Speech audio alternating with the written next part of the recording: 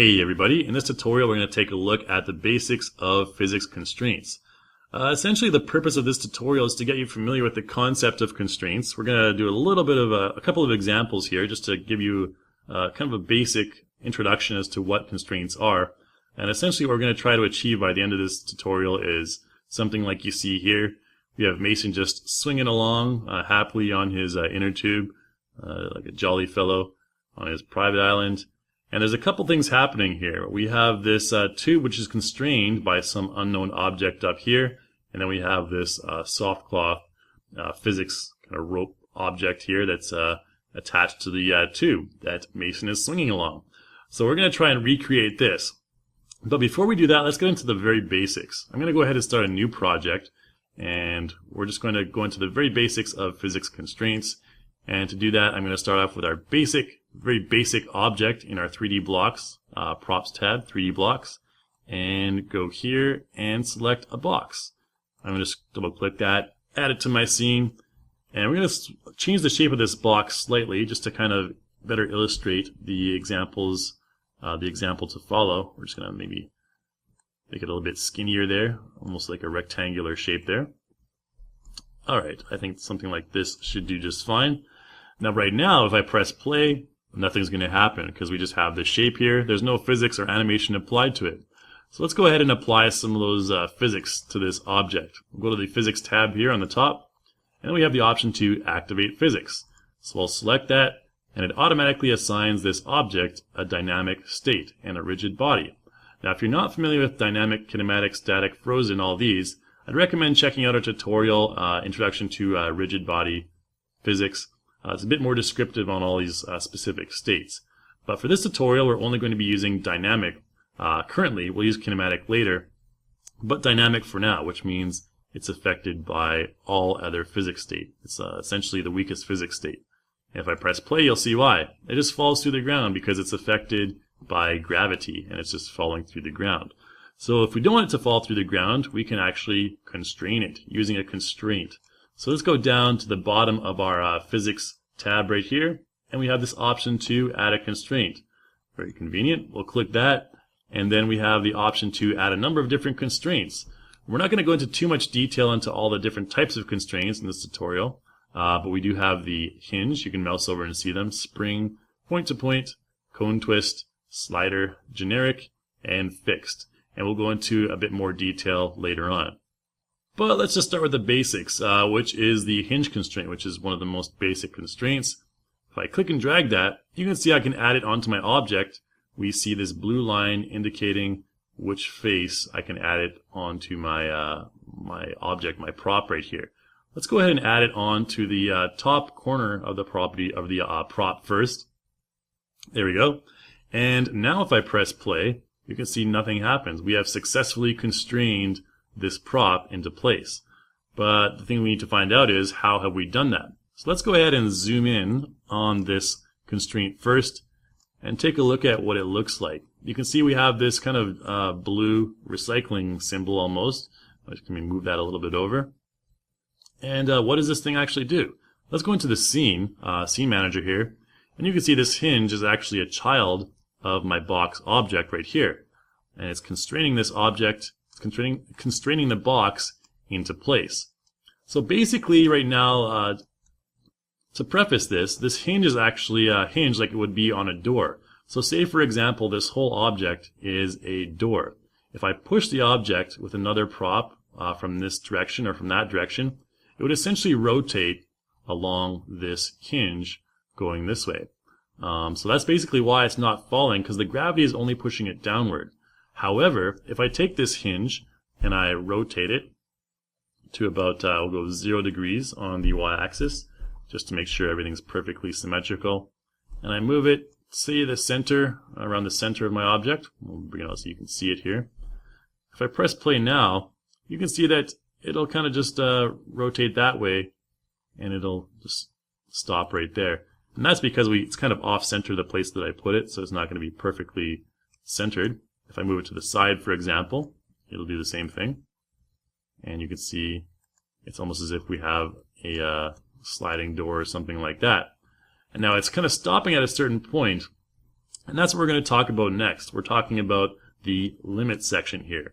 Now the limit section, for the hinge, there's only three values, or only two values rather. We have the minimum value and the maximum value, so it's very simple. And you need to be aware first that hinges, or rather any constraint for that matter, will take values according to their own local axis. So if I press W again right here, you can see our x-axis, which is the red one for our constraint, is pointing this way. And if you want to check if you're on the local or the world axis, you can simply select this icon up here, and we are currently on the local axis. So this hinge, rather this constraint, will constrain things according to its local axis, which is why it's only rotating along this x-axis. Just think of this x arrow right here as sort of a hinge in itself, and the object is only rotating along that hinge. Alright, so you can press play, you can see it just rotates along that local axis. This over here is the world axis, and you won't need to worry about that when it comes to constraints. So right here we have it rotating along the local axis. Now you can see we have the minimum value set to -90 and the maximum value set to 90. So let's take a look at what happens if we decrease this minimum value to something like -45, for example, and go ahead and press play. You can see, boom, it just stops at the -45 along the x-axis. If we take that to a -10, we'll see that it'll go, boom, to stop at -10. Let's bring that back to -90 for now, and we'll talk about the maximum value a little bit later, but we also have the option to just set it free. If we set it to free, it'll just swing along as if nothing's stopping it. So there's no limitation on the rotation value. So we'll go ahead and just leave that at free, or actually we'll just set that at 90 for now again. And we have the option to select a hard limit or a soft limit. So currently we have the bounce value at 30 for the hard limit. The other two are disabled. If we increase that to something like 100, take a look at what happens. We get a much more bouncy effect. When it hits that limit, it bounces off a lot more. So you can create different effects with that according to whatever you like. I will set it back down to 30 just to keep it reasonable. And then we have the soft limit here. Now the soft limit, the stiffness is similar to the bouncing there. The damping is what kind of really prevents anything from moving. So if I set this damping right away, we'll just press play first of all so you can see the effect. So pretty similar. Let's go ahead and change this damping value to something like 100 and press play. So you can see when we set that to 100, it'll just really dampen the mood, no bouncing around anymore. Damping is basically similar to air resistance, and it'll kind of just create more resistance once something falls and it's trying to get back up, or the physics reaction, it'll dampen that reaction essentially. Stiffness, if we increase the stiffness to something like 500, you can take a look at what happens here. It bounces a little bit more, but the damping is still kind of, dampening everyone's mood. So let's go ahead and set the hard limit and keep it at 30. And our next value that we're going to take a look at is force. And here we have the option to activate the force. So we'll select activate and press play. And it's not much of a force. Let's take a look if we change this value to 1 and go ahead and press play. You can see it's creating a force in that direction. So it's almost like an initial force. If we change that to 5, it'll be a much stronger force in that direction. So it's kind of like an initial value.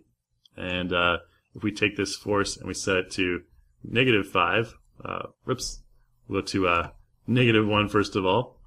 You can see that it'll go in the opposite direction and try -50 that I had before. You can see it's almost breaking the constraint. Too much power, so we'll just deactivate the force right now. And that's about it for the basics of the constraints. Now let's go ahead and start up our Mason example, Mason with the inner tube there. So I'm going to create a new project here, and we're going to go to Content. We're going to go to 3D Blocks and add ourselves a torus into this here scene, torus 004, and we'll go to our characters here, select Mason. And let's get Mason in a seated position inside this little torus here. So we'll take the torus first of all, move it up, and I'm going to rotate it on the x-axis to about 90 degrees. We'll just keep it symmetrical here, and let's make sure Mason's kind of in front of this torus, and let's get him seated. So to do that, we need to go into our motion tab here with Mason selected, edit motion layer. And let's just take his waist, bring him down, have him sit inside the tube there. I think that should be fine. And I'm not going to spend too much time on getting him into position correctly because this really isn't the focus of this tutorial. I just want to kind of get him into a believable position. So he's kind of sitting down there. That looks just fine. We'll unlock his feet there as well and kind of just maybe you can take his toes and rotate them downwards. Here we go. So it kind of looks like he's swinging his legs off the tube here.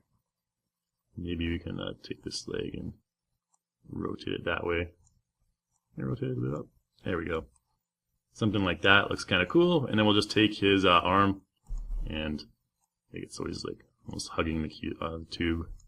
Hugging the tube right here. I think that should be fine.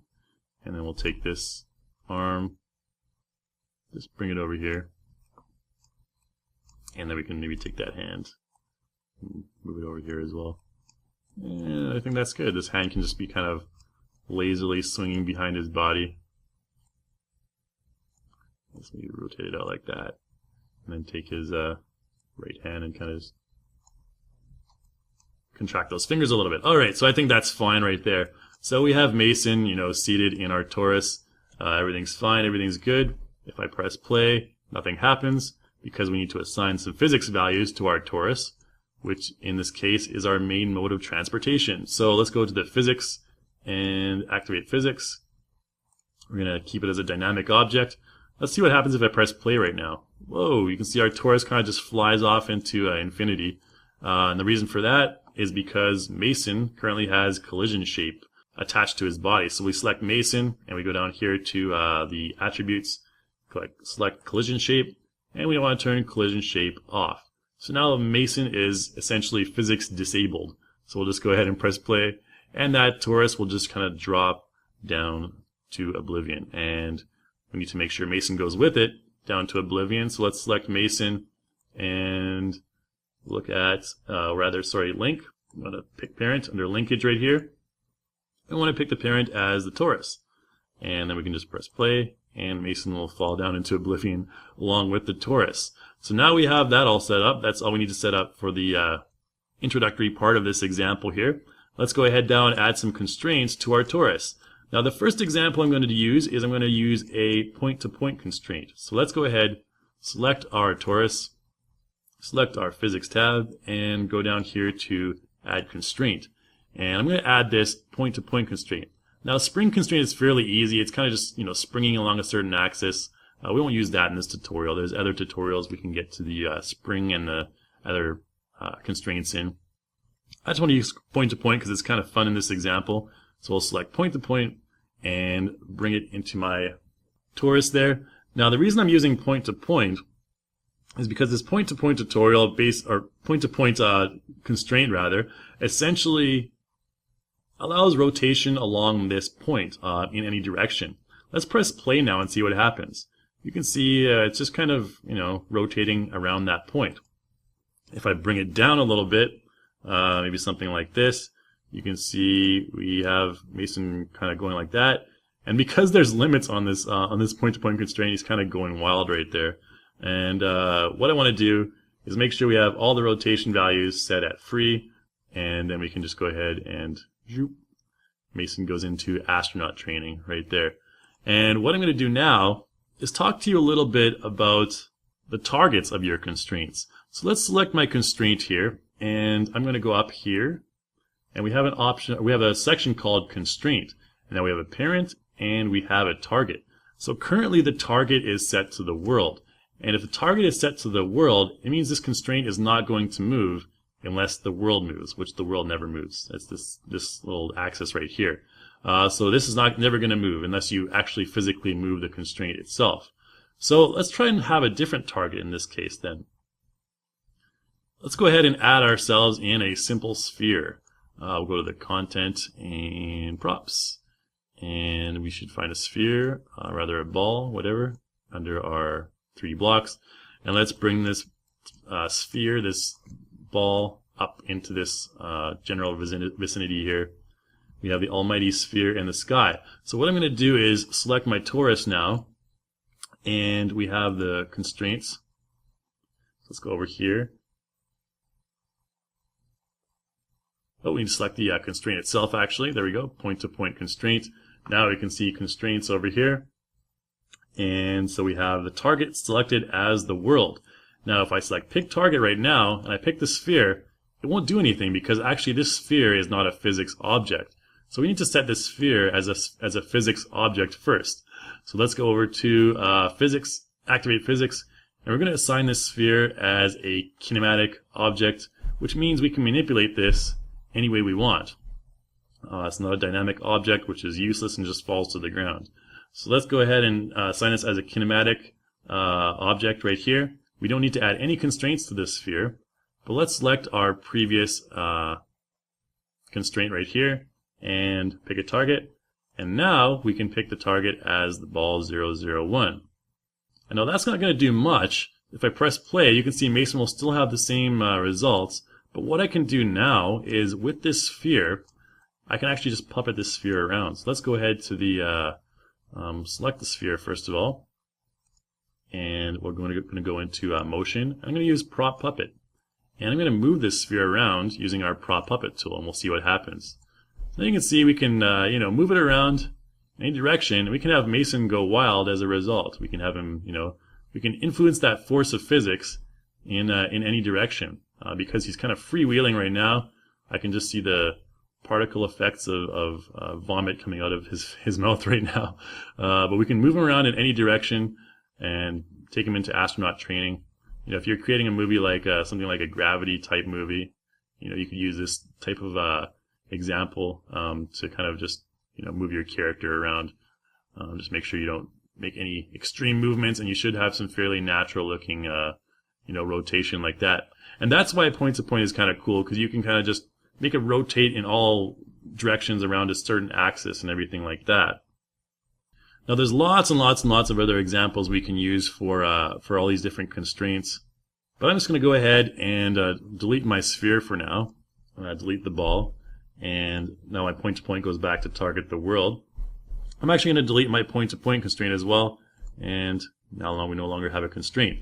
Let's add a different constraint called the generic constraint. The reason I like this generic constraint is because it's fairly flexible, fairly powerful constraint. And that's this one right here. I'm going to select this, just stick it onto my torus there. And you can see right now, if we press play, nothing will happen. And that's because it's constrained on all axes right now. If I go down here to our limits, you can see it's locked for movement and locked for rotation. So this generic constraint is very similar to the point-to-point constraint, except in addition to rotation, it also has movement. So if you're moving something, it can slide Mason along a certain axis, whether it be the X, Y, or Z axis. And we'll talk more about that in different examples. But for now, I'm just going to select rotation as free on all the axes, and you can see that now we have him kind of just casually swinging along. But what if I take this constraint and I move it to another location? Let's take this generic constraint, move it to over here, and then I press play. You can see there we have our nice swinging motion. And that's essentially what you saw in the very beginning of this tutorial, that swinging motion right there. If we move it to the side, something like this, we can create sort of a, can't follow where we went there. Oh, we went pretty far down. Alright, so now he's kind of, rotating to the side and everything like that as well. So let's go ahead and just press Control Z and undo that right there. And so now we have this swinging rotation anyways. So let's go ahead and bring this a little bit further up. We can also take Mason and bring him further up as well, since he's, oh crap, we need to select the torus. Sorry about that. And bring it up right there. So you can see everything's really attached to this torus right here. Then we can take that generic constraint and bring it down. Let's go ahead and bring ourselves in a good old tree. So we'll go to the content and we'll go to trees. And let's find ourselves this sample broadleaf. And then we need to essentially put our constraint into the branches of the tree. So we'll use a torus first of all, move that torus, and kind of just try and place it. Maybe we need to make our tree a little bit bigger first of all. There we go. Shazam! It grew in 2 seconds. So let's take this torus again and move it to the correct area. Somewhere in the leaves where we can't see, what's going on. Somewhere like that is just fine. Alright, so now if we have, Mason just swinging along. He's kind of having fun swinging along in his tree like that. And that's fine and dandy. So let's go ahead and add in that rope that I showed you earlier. This is a little bonus here, that SoftCloth rope. You go to Content, and then we can go to our physics props, which are right here. In our physics props, we have cloth, template gray right here. And let's go ahead and select our cloth. This one right here is what I use. So we're going to take this little strip right here, and you can bring it, if I bring this up, let's take a closer look at these this strip right here. You can see that on the edge it has a little black slice right there, and that's where it's being kind of pinned or constrained, I guess.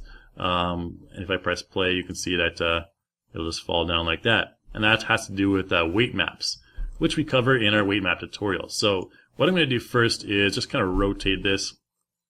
We're going to maybe rotate it to 90 degrees. And I want to kind of just give it a shape so it looks more like a rope. I know it's essentially not going to be a rope, but we can scale it down like that and then scale it way up on the y-axis there, the local y-axis. And what I want to do is essentially pin this to where the constraint is. So I can actually use, with this prop selected, with the SoftCloth selected, I can use Align To right here, Control L, and go to Scene, and select my generic constraint, align it to the X, Y, and we don't have to use the Z-axis, I don't think. And we'll just bring it up to match the area where it's constrained to. And then what I want to do is rotate it, essentially, so it's kind of entering that tube. So let's go ahead, and we can actually change the pivot point of this SoftCloth as well, so we can rotate it easier. If I go down to pivot, and I move it to the top right there, now it'll rotate from this point right here. So we can just kind of place it right in Mason's face, and it may need to be a little bit smaller. And now if we also scale it from this point by using the R hotkey, it'll scale that way, and the point will remain original. The pivot point will stay the same. And there we go. We have our nice rope. It doesn't really look like a rope at this point, but that's what textures and all that stuff are for. So now we have it. Oops, nothing's going on there. We need to actually replace this cloth. We need to replace the weight map. So let's go to the cloth right here, and this is where you learn about weight maps. Very useful things. Let's go up to Edit Weight Map with our SoftCloth selected. And currently we have it pinned only at this point right here. What I want to do is double click on this Edit Weight Map, and we need something where it's pinned on both sides. So we have this, very conveniently iClone has included this SoftCloth 07. So now we have it pinned on both sides right there. If I press play, you can see now it's pinned right there, but it's kind of, we want it to go along with the torus. So then in that case, what I need to do is select it. I need to go to find my linkage here. There we go. And pick parent and pick my torus. And now we should have this nice swinging along like that. So we have this rope that's connected, this SoftCloth rope that's connected to our torus. Mason just happily swinging along, and all is fine and dandy in the world. Add yourself some textures onto that torus, some textures onto the rope, or better yet, even get a rounded SoftCloth so you can use it as an actual rope, and add some water and some mountains and some cool country music, and we have Mason swinging along, constrained by this torus, constrained by our generic constraint up there in the sky. So that's about it for your introduction to basically the introduction to physics constraints. We'll have other tutorials on the different types of constraints in the future. If you're curious about that, you can go to our forum and request more tutorials on that. But for now, this is all we're doing for physics constraints. So hopefully you learned a little bit, and I encourage you to experiment with all of these different constraints up here. They all have various unique twists, various unique ways of using them. And we have a lot of iClone 5 tutorials on PhysX as well, which I'd recommend you can check those out. So again, thanks for watching, guys, and I guess you can feel free to go and build your own avatar, their own tire swing in their virtual backyard.